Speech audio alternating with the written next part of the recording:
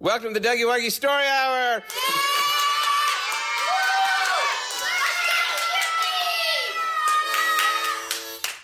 Coming to you today from Cole Arts Camp in Oakland, California. We are now in session 3. Give it up for session 3. Now, if you're interested in attending the camp, we still have 6 more weeks after this. How do you find out about our camp? Well, if you live in the Bay Area, you can go to www.coleartscamp.com, and maybe you'll get a chance to see me telling stories in person. My name is Cole. Okay, so I'm here with a group of 7, 8, 9, 10, 11-year-olds, and got a bit of a smaller group this week, but it's a good chance to tell a story. Okay, this is another story that comes from my when I was a kid. I was in... Okay, well, let me tell you how it starts. I moved to Washington, D.C. the summer after 4th grade because my dad got a job working in the government, in the State Department. And I was very sad to move because I had all my friends, and I had a lot of good friends in the neighborhood. Maybe I'll tell you some stories about the kids in the neighborhood sometime. There's one famous story called Butch and the Gumballs, which you might want to look out for that the next time it comes up on the podcast. It's pretty good, and that's a good story. So we moved, and I started this new school called Georgetown Day School. I liked the school. It was different because the teachers were a little more loose, and we called them by their first name instead of their last name, which was kind of weird, to call your teacher by their first name. Any of you call your teacher by their first name? No. Yes. You do it, Aurora, right? I do not. Okay, what was your teacher's name last year? Nicole. Nicole. And then Sophia was the TA. And then Yeah. So my 5th grade teacher was this young woman. Her name was Barbara. She was just out of college, teacher college, and she was like 23, and she was really cute. And literally all the boys in the class got a big crush on her, including me. The first time I looked at her, like, wow, that's my teacher, because I was used to these kind of older teachers, and here's this young, pretty, right out of college teacher, and I was like, oh, this is going to be a good year. Yeah, I look forward to going to school. How old were you? I was just starting 5th grade, so I was 10. So the first week or two was cool. It's like, oh, there's like no homework and everything. But then there was this group of boys. They had been in the school since kindergarten. There was Adam, Scott, and Glenn. They were rather naughty fellows. They caused a lot of trouble. They were badly misbehaved, and they drove every teacher crazy, like the kindergarten teacher, the 1st grade teacher, and they drove this poor new teacher crazy. She was just out of college. She really didn't know how to control a class. She was just really kind of learning to be a teacher. And they were like, yeah, we can really party this year, baby. And they were very disruptive. And she was constantly sending them to the office. And I, it was kind of funny at first because they were like the class clowns. But after a while, you get kind of tired of the class clowns. You know what I mean? Yeah, I get it. Yeah. It's like, okay, I kind of actually wanted to learn something, like, so that I didn't get behind in school and stuff. And we really weren't learning anything. And my parents were sort of like, what are you guys learning in school? I was like, I don't know. Do you have homework? Not really. And these boys just really were misbehaving. And at the end of the school year, my mom was like, you know what? I think I'm going to pull you out of the school. I'm like, no. Give me one more year. Let me do 6th grade. And so I heard that new teacher quit after the first year. She's like, oh gosh, I cannot be a teacher. these boys drove her out of the classroom. She probably ended up like working in a bank or something. I don't know, something quiet without children, a library. And I don't know what happened to her. We never saw her again. The last day of school, she's like, I'm out of here. So the next year we come back, and there was this woman teacher, but she had been there a long time, and she was known as the strict one. I think her name was Susan. She was maybe in her 50s. I don't know. She had taught there for a long time. And people didn't like her very much because you know how every school has, the teachers have a reputation like, oh, yeah, she's really strict, or, oh, she's really nice, or, oh, you're lucky you got so-and-so, or you got Mrs. Oh, I feel sorry for you. She's like really strict and she's kind of mean or whatever. So anyway, this 6th grade teacher had heard about this group of boys, and she was like, I'm going to really be strict with these kids from the first day. So it became like a battle between the 3 naughty boys and the strict teacher. And I was like, oh boy, I can see this year's going to be interesting. And it started off, of course, the boys were doing their best to behave. But after a few weeks, they started really acting out and being disruptive. And she was sending kids to the office.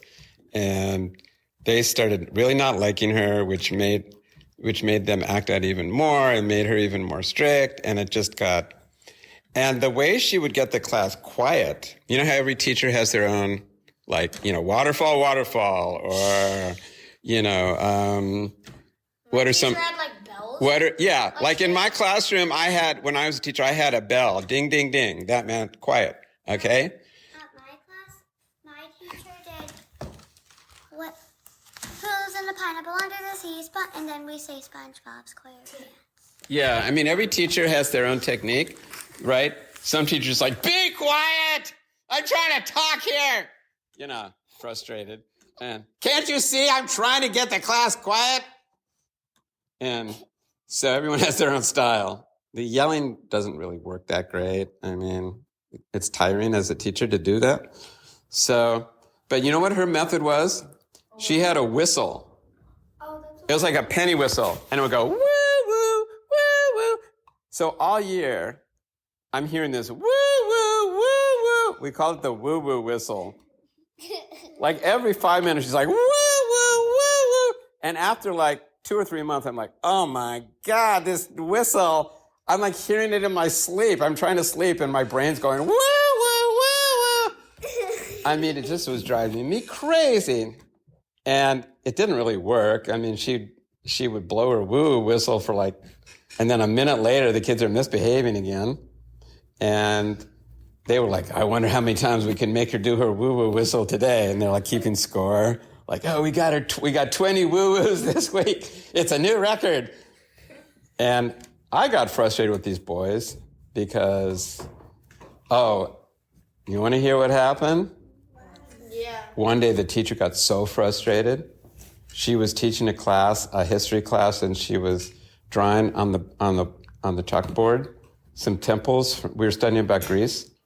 And these kids were like teasing her or something. She got so mad, she threw the chalkboard eraser at one of the kids.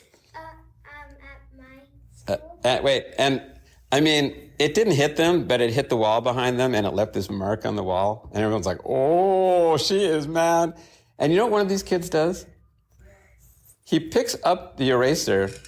She turns around to keep drawing, and he throws it back at her, and it hits her in her back, and she was wearing a black sweater. So it was like left this mark on her sweater. I have never seen a teacher so angry in my life. She's like, out of my classroom. I think it was Adam. And he's like laughing, like, oh, I got her. And the other boy's like, oh, we got her. I really got mad at him because it was very disrespectful. And you know, this class was like out of control. And I really wanted to learn something, and I knew I was falling behind. And I also knew that my parents were probably going to pull me out of that school at the end of 6th grade, and they wanted to send me to a very fancy school called Sidwell Friends, but I knew I had to take an exam to get in there. And I knew I wasn't going to pass the exam because I wasn't learning anything. I didn't learn anything in 5th grade. Here we're halfway through 6th grade. I'm barely learning anything because of these disruptive kids. And I mean, any of you have like disruptive kids? Did you in your class this last year? Don't name any names, but raise your hand if you had some. Okay, for those of you listening at home, literally everyone in this class, except for one, everybody in my camp right now, which is like 12 kids in this group, has their hand up. Yeah, there's always a few in every. Now, if there's more than one or two or three, then it's hard for the teacher, right? Kids at home, if you're listening to this, do not be one of those kids.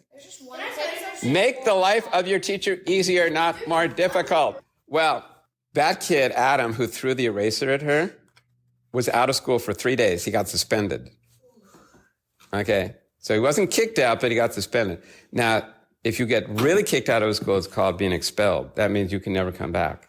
Now, suspension is just like you have to leave home. You have to stay at home for a day or two or whatever. I've been suspended. Okay, it depends how naughty you were and what you did.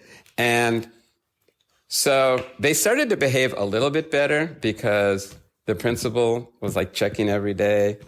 But the last day of school, they decided to do something. Talk about a nasty prank. You know what they did? What? They blew up a Shh. The last day of school was, we called it field day. It was just a half day of school. And there were games, and the parents came. Well, some parents came, and there was food out there. They were cooking like hamburgers and hot dogs and stuff, I think. And there were different competitions and stuff. And everyone was on the playground at lunchtime. And those 3 boys, Adam, Glenn, and Scott, they sneak into the classroom when the teacher was outside. They took a firecracker and they put it in her whistle. And they exploded her whistle. Yes, they blew up her whistle. And it's funny, but it's not funny at the same time. And we're out on the yard eating our hamburgers and stuff, and we hear this. And everyone's like, what was that? And the teacher runs up there. There's smoke coming out of the window, and she comes out holding this blown up whistle. She said, who blew up my whistle? Who blew up my whistle? And of course, we knew who it was. But we didn't have proof that it was those 3 boys, but we knew. Who else would have done it, right? Plus, they suddenly mysteriously disappeared just at the time when the explosion happened. Hello, you don't need to be a detective to figure that one out. And they would have been expelled for that, except no one had actual proof, right? And it was the last day of school, and they were all leaving the school because they were all getting kicked out anyway. Yeah, they were all getting kicked out of the school for their behavior. Because I think the principal finally just got tired of these 3 boys, she didn't want to promote them to the middle school. So they were basically kicked out of the school. And I left after 6th grade, and I did go to that fancy school, but I did not do well on the test to get in. In fact, I did pretty bad, did pretty poorly. But you know why they let me in? Why? Because my older brother did really well on the test, and they said, okay, well, since we're taking your brother, we'll just take you. I was like, oh gosh, what am I, the dumb brother or something? They didn't say that, but my parents were like, well, he had a hard time in 5th and 6th grade because he had some kids in his class who were not well behaved. And so they let me in. And guess who retired after that year? The 6th grade teacher. She's like, I've had it. I'm retiring. These boys have just driven me crazy. So here are these boys who made the 5th grade teacher quit and the 6th grade teacher retire. So don't be like those naughty boys. And that is the true story of, what should we call this story? Blown up with naughty boys. The woo-woo whistle. All right, that's the story of the woo-woo whistle. All right, thanks. Over and out. Bye, everybody.